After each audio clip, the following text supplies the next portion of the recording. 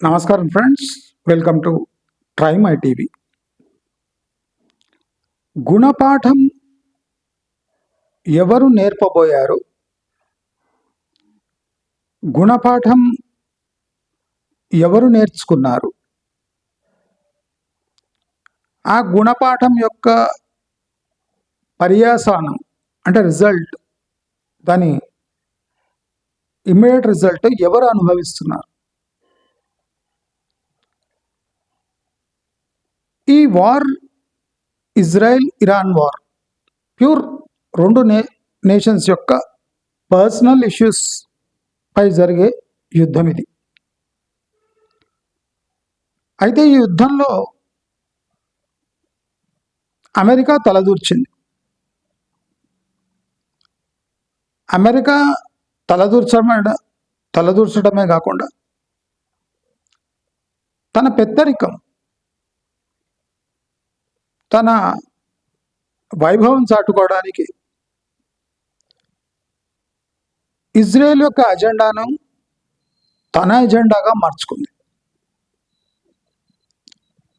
Venezuela ప్రెసిడెంట్ని kidnap చేసినంత easy ఇక next ఏ దేశాలన్నా చేసుకోవచ్చు అనే పిచ్చి భావంతో ఇరాన్పై దాడిని సమర్థిస్తూ అమెరికా ఇవాళ ఇరుక్కుపోయింది. ఇజ్రాయెల్ ఇరాన్ని టార్గెట్ చేసి దానికో గుణపాఠం నేర్పాలని పక్కా ప్రణాళికతో ఇజ్రాయెల్ అటాక్ చేసింది. దాంట్లో సందేహం ఏం లేదు. కానీ ఈ అమెరికా అంటే జరిగిన తప్పును తన నెత్తినేసుకుంది. అంటే ఇజ్రాయెల్ ఇరాన్పై దాడి చేయంగానే అమెరికా తొందరగా వచ్చి ఆ క్రెడిట్ తాను తీసుకునే ప్రయత్నం చేసింది. గుణపాఠం నేర్పబోయి గుణపాఠం నేర్చుకున్న చందంగా ఇప్పుడు అమెరికా పరిస్థితి తయారైంది. సరే, ఇజ్రాయెల్ గుణపాఠం నేర్పించడానికి ఇరాన్పై దాడి చేసింది సరి, ఇరాన్ మళ్ళీ ఇజ్రాయెల్పై దాడి చేస్తుంది సరి.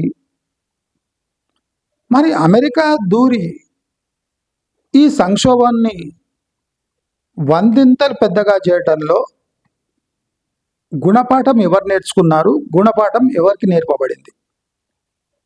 ఇది చాలా ఇంపార్టెంట్ క్వశ్చన్. ఇప్పుడు ఒకరి గుణపాఠం ఇంకోరు నేర్చుకున్నట్టు అయింది. అమెరికా తలదూర్చి దాడులు చేసి ప్రతి దాడులను ఎదుర్కోలేక అరేబియన్ సీ నుంచి పారిపోయింది. సరే, అది ఒక స్ట్రాటజీ అనుకుందాం. అమెరికా దాడి చేసి పారిపోయింది. ఇజ్రాయెల్ దూరం నుంచే దాడి చేస్తుంది.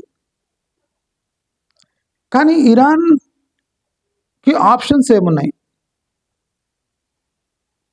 ఇజ్రాయెల్ దాడి చేసి పారిపోతుంది, అమెరికా దాడి చేసి పారిపోతుంది. ఇవి రెండు పారిపోతున్నాయి. సరే, కానీ అమెరికా పార్ట్నర్షిప్తో నడిచే గల్ఫ్ దేశాలు, Saudi Arabia, Oman, Qatar, Kuwait, Bahrain లాంటి దేశాలు బలవుతున్నాయి. ఎందుకు చెప్పండి? ఎందుకంటే అవి పారిపోలేవు కాబట్టి. అమెరికా పారిపోవచ్చు, ఇజ్రాయెల్ పారిపోవచ్చు, కానీ చమురు నిల్వలున్న దేశాలు ఖతార్, ఒమాన్, బహ్రెయిన్, కువైత్ ఇవి పారిపోలేవు. అదే కాకుండా అమెరికా ఈ మిత్ర దేశాలు అని చెప్పే ఈ అరబ్ దేశాల నుంచి ఇరాన్పై దాడులు చేసి దాడులకు ప్రతి దాడులు జరుగుతుంటే పెట్టబేడ సర్దుకొని అక్కడి నుంచి చెక్కేసింది. అంటే ఇప్పుడు ఇరాన్కి ఆప్షన్స్ లేవు. దాడి చేద్దామంటే అమెరికన్ మిలిటరీ పారిపోయింది, ఇజ్రాయెల్ మిలిటరీ ఇజ్రాయెల్లోనే ఉంది. మరి దేనిపై దాడి చేయాలి? అమెరికాను దెబ్బతీయాలంటే ఏం చేయాలంటే ఈ చమురు నిల్వలు ఉన్న దేశాలు ఏమున్నాయో అక్కడ అమెరికా పార్ట్నర్షిప్తో నడుస్తున్న చమురు నిల్వలపై దాడి చేస్తే కానీ ప్రతీకారం తీర్చుకోలేదు.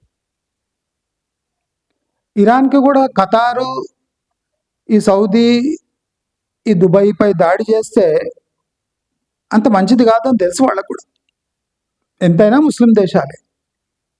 కానీ అమెరికాపై దాడి చేద్దామంటే పారిపోయింది. మరి అబ్రహాం లింకన్, ఇంకా లింకన్, పింకన్లు అన్నీ తీసుకొని వచ్చింది, పారిపోయింది. ఇప్పుడు అమెరికాను దెబ్బ కొట్టాలంటే అమెరికా భూభాగంపై దెబ్బ కొట్టే సామర్థ్యం ఇరాన్కి లేదు. మరి ఇరాన్ ఏం చేయాలి? మన ఇండ్లలో జరుగుతుంటుంది, ఎవరి మీదో కోపం ఎవరి మీదో తీసినట్టు. అంటే అందుబాటులో ఉన్న వ్యక్తిపై దాడి చేయడం. ఇది ఇరాన్ తప్పేమీ కాదు.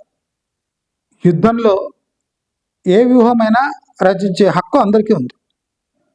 ఇప్పుడు ఇజ్రాయెల్ ఎలా దాడి చేస్తుందో, అమెరికా ఎలా దాడి చేసిందో, అంటే ఎవరి స్ట్రాటజీ వాళ్ళది. ఇరాన్ తనకి తోచినట్టు దాడి చేస్తుంది. అది అరబ్ భూభాగాలైనా అది టార్గెట్ చేస్తున్నది America assets pi.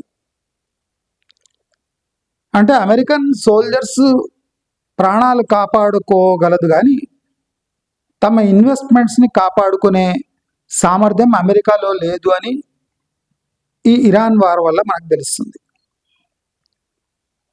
Straight of Hormuz, దీన్ని ఇరాన్ ఈజీగా బ్లాక్ చేస్తుంది. అంటే బ్లాకేడ్ వల్ల ఎక్కువ దెబ్బతినేది కువైత్, మన దుబాయ్, ఖతార్ ఇలాంటి దేశాలు. సౌదీ అరేబియాకి అంత పెద్ద నష్టం లేదు, లేదా ఒమాన్ లాంటి దేశానికి అంత నష్టం లేదు. కానీ కువైత్, ఖతారు, బహ్రెయిన్ ఇలాంటి దేశాలకు, మన దుబాయ్, యుఏఈకి తీవ్రమైన నష్టం ఉంది. అంటే ఇరాన్ని అడ్డుకునే సామర్థ్యం ఉన్న, తమ బ్యాక్యార్డ్లో ఉన్న ఈ హోర్ముజ్ స్ట్రైట్ని ఇరాన్ చెర నుంచి విడిపించడం అసాధ్యం. ఎందుకంటే ఇది బుల్లెట్ టు బుల్లెట్ వార్ కాదు, missile to missile war. 1000 kilometre దూరం నుంచి ఇరాన్ స్ట్రైట్ ఆఫ్ హోర్ముజ్ని టార్గెట్ చేసి ఏ షిప్నైనా ఏ క్షణమైనా లేపేయచ్చు. కాబట్టి ఒక దేశం ఇంకో దేశాన్ని గుణపాఠం నేర్పియబోయి అమెరికా ఒక గుణపాఠం నేర్చుకొని అక్కడి నుంచి పారిపోయింది. కానీ గుణపాఠం అంటే నేర్చుకోలేని, అంటే నేర్చుకోవడానికి అవకాశం ఉన్న ఆ అవకాశం ఇయ్యని ఇరాన్ ఈ గల్ఫ్ దేశాలపై దాడి చేసి అమెరికన్ అసెట్స్ని దెబ్బతీయటం వల్ల, అమెరికన్ అసెట్సే కాకుండా ఈ గల్ఫ్ దేశాల అసెట్స్ కూడా డిస్ట్రాయ్ కావటం వల్ల ఈ భయంతో ఈ వార్ని తొందరగా ముగించాలని గల్ఫ్ దేశాలు, అమెరికా తను కావాల్సిన పని తాను చేసుకోపోయిందని అమెరికా, రెండు ఎస్కేప్ అయ్యే ఛాన్సెస్ ఉన్నాయి. ఇప్పుడు చూడవలసిన విషయం ఏమంటే ఇజ్రాయెల్ ఎలా ఎస్కేప్ అవుతుంది, ఇజ్రాయెల్ టార్గెట్ పూర్తవుతుందా లేదా, పూర్తయిందా లేదా, పూర్తి కాకుండానే ఇజ్రాయెల్ ఈ వార్ని ఆపేస్తుందా అనే విషయం మనమందరం గమనించాలి అని తెలియజేసుకుంటూ, దీంట్లో గుణపాఠం నేర్చుకున్నది 2 దేశాలు, ఒకటి అరబ్ దేశాలు, 2 అమెరికా. ఇరాన్కి తత్వబోధం పడాలి అంటే ఇంకో 6 నెలలు వార్ కొనసాగితే కానీ ఇరాన్కి అంటే రియలైజేషన్ రాదు. కాబట్టి ఇరాన్ తప్పిదం కూడా ఉంది. ఇరాన్ తన ఇంటర్నల్ ఎకానమీని బాగు చేసుకోకుండా ఇజ్రాయెల్ని మ్యాప్ నుంచి తీసేస్తా అనడం, న్యూక్లియర్ వెపన్ ఫస్ట్ గురి ఇజ్రాయెలే అనడం, అంటే స్ట్రాటజీలో ఇది పెద్ద అంటే మిస్టేక్ ఇది. కాబట్టి అందరూ తప్పులు చేశారు, అందరూ గుణపాఠాలు నేర్చుకున్నారు. కొంతమంది తొందరగా నేర్చుకున్నారు, కొంతమంది లేటుగా నేర్చుకుంటారు అని అందరికీ తెలియజేసుకుంటూ, మరిన్ని వీడియోలతో మీ ముందు ట్రైమై టీవీ ఉంటుంది. అప్పటి వరకు సెలవు.